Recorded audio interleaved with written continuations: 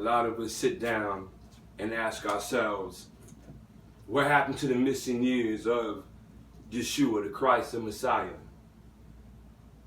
So I want you to put yourself in his shoes, and let's say that you're pregnant.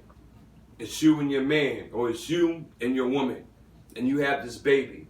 You're on the run from the president, or from the world, or a nation leader.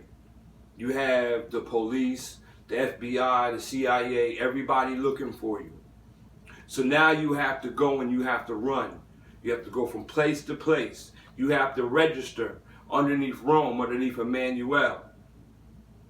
You have to go, and each place that you go, you can only stay a short time and work there. All right? Have your kid mix in with your religion and be taught in your religion each where you go to blend in with the people.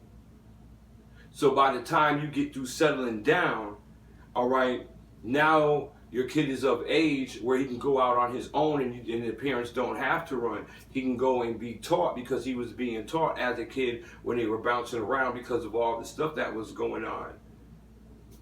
So if a lot of people wonder why there is a missing part, it's because you can't sit down and write down the life of somebody that was on the run and being raised and having to look, and a family having to look over their shoulder because of the fact of this prophecy and word being out.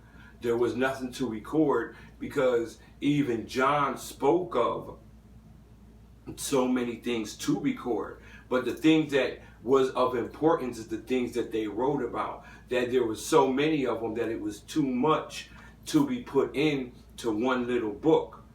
So, is there stuff that can be said? Yes, there probably is.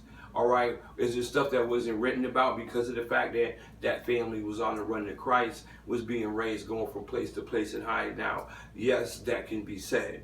All right, John said that he was that the things that he spoke of was because he was his favorite apostle. I agree with that. He was the only one that Yeshua came to for the prophecy of Revelation.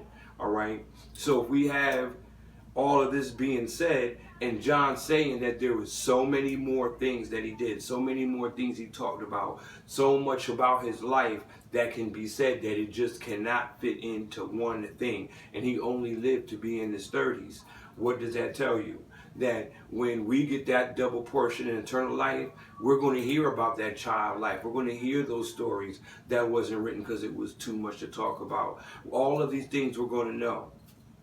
All we do need to know is that he came, he's here now, alive, risen from the dead as a sacrifice for our sins, so we can have that double portion for that faith, for that belief, so we can hear the stories that were too many to put into one book. John said that. And he was Yeshua's favorite disciple. That he showed the revelations in the coming of the tribulation and the resurrection.